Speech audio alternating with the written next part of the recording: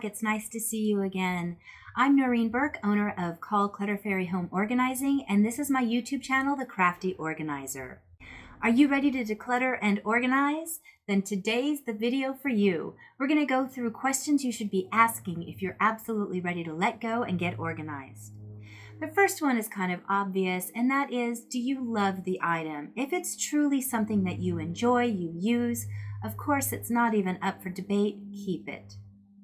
The second question is, do you use it regularly? So often I am working with clients and I'll pull something out that's clearly been in a closet for several years, and I'll say, how about this? Is this something we can let go of? Oh no, I use that. When was the last time you used it? I don't know, but I don't want to get rid of it. I might need it again. If it's not something you're using regularly, then I'm going to have a couple more questions to clarify, but let's already set it aside. The third question is, do I have space for this?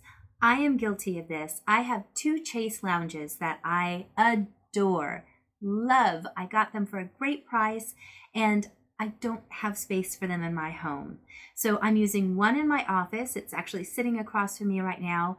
And the other one is propped up in my corner. But I have to come to that sad acceptance that I just don't have space for it. Despite the fact that I love it, I need the space for other things. So I'm going to give myself about 6 more months to see if I can fit it in someplace, and then I just have to let it go.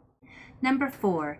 Is it in good condition? So often we keep things just because they were expensive, or we do use it and love it so much. But perhaps it is definitely on its last legs, and if it's an inexpensive item, maybe now is a good time to go ahead and let that old one go and replace it with something new. Better yet, if it's something you're still not using regularly, you haven't used it in a long time, and it's in poor condition, let it go. Number 5, does it need to be repaired? If it's something that you've been meaning to get fixed and just haven't, go ahead and let it go. But number 6, if you really want to get it repaired, set it aside, but give yourself a deadline. And when that date comes, if you haven't gotten it fixed still, go ahead and let it go. Number 7, this is me. So, does it fit? Now, I have kept one skirt from my pre-kid days when I was tiny. I don't think I'm ever going to get into that skirt again, but I love pulling it out every once in a while and just going, holy cow, I used to fit into that. So, for the most part, if it doesn't fit you anymore, again, if you're trying to lose weight, or if you're really thin and you're trying to gain weight to fit into it, give yourself a deadline. But when that time comes, make that honest answer of let it go. Number 8. This is one that I definitely see a lot when I'm working with clients, and that is, do you have more than one of the same item? Now, I'm not talking about crock pots. I have 3 crock pots. I have a tiny one when I'm just making something for myself, a bigger one when I'm cooking for the whole weekend for us, and then I have a great big one that I use for parties or if I'm really trying to plan meals out ahead. But I'm talking about if you're going through your clothes and you realize you have 12 pairs of jeans. Do you really need all 12? Are they all so different that you can justify keeping them? Do you have 15 of the same top? Do you have 6 of the same style sweater? It's very common that we gravitate towards things that we like, but if you only have 1 or 2 of that, that's perfect. But if you find you have multiples of the same item, try and let those go. Keep only the best ones, and keep in mind when you're shopping that you already have something like that so that you don't buy a duplicate. Number 9, when was the last time I wore it? So again, I keep referencing back to myself. I have a few pieces in my closet that I don't wear often, but I only have 2 dresses that I own. One for kind of a casual, like a wedding thing, and then one that's dressier if I have an evening event or something that I really need to dress up for. But if you are finding that you have tons of clothing items in your closet and you're just not wearing them often, and you can actually think back, maybe it's been a couple of years, let that item go to someone who could really enjoy that item of clothing, or to someone who really needs clothing. You've heard me say this one before, but number 10 is, would I buy this today? I don't care if you're going through clothing, kitchen items, craft items. If you would not pull out your wallet to buy that item today, donate it. Number 11 is with regard to paper clutter. As you're looking at these papers and wondering, should I keep it or not, ask yourself, is this something that I can print from online? There are so many statements and copies and records that you can easily get at your fingertips and either view it online or print another copy, shred it if it has really sensitive information on it, but otherwise, let it go. Number 12 is a favorite of mine that I love asking people. When you're going through an area that you haven't decluttered in a while, maybe it's a craft room, maybe it's a garage or an attic, ask yourself, did I know that I had this item? Did you remember that you had that thing before you pulled it out? And if the answer is no, if you hadn't been thinking about it, if you hadn't been wondering where it was, then absolutely let it go.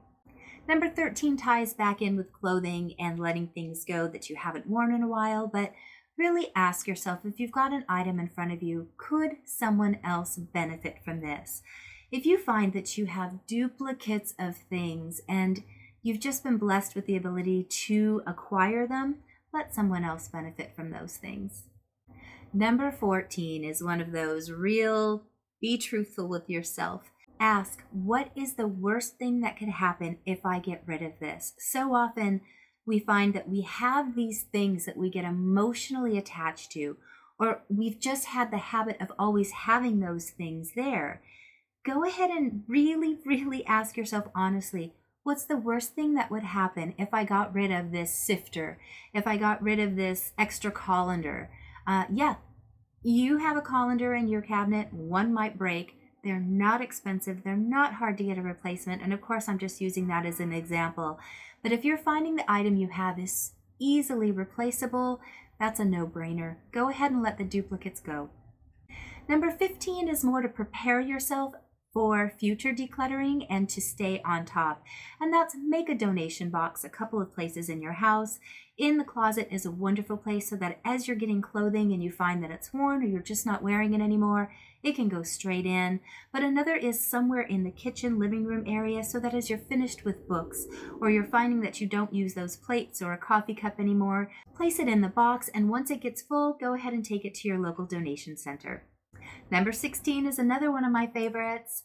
Adopt the 1 in, 1 out rule. So if you find that you've got 4 pairs of sneakers and you buy a new pair when you get home, choose the sneakers that are in the worst condition and let those go out. Likewise, you get a new sweater. Pick one sweater to go away. Make that rule 1 in, 1 out.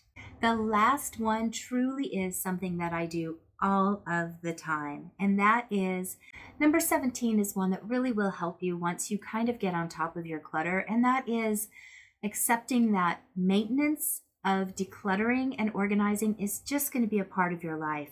Make it part of your routine like cleaning. So anytime you start looking through things, ask yourself, is there anything here I can get rid of? Is there anything here that can benefit someone else? And just keep cycling those things out. Eventually, you're going to get to the point where you look at a closet and think, no, everything that's in here is something that I use, that I enjoy, that I love, and that's a wonderful place to be. Leave me a comment below on what questions you ask yourself when you're deciding what to keep and what to get rid of. I've been working on a couple of other videos. You might notice that my area behind me is different, and that's the video that's coming out next week. I also spent this whole weekend repainting furniture, and I'm so excited to show you the befores, the afters, and the horrific things that I went through to get it a new color. So please make sure you're subscribed. That way you get notified every time I do post a new video, and I will see you soon. Bye.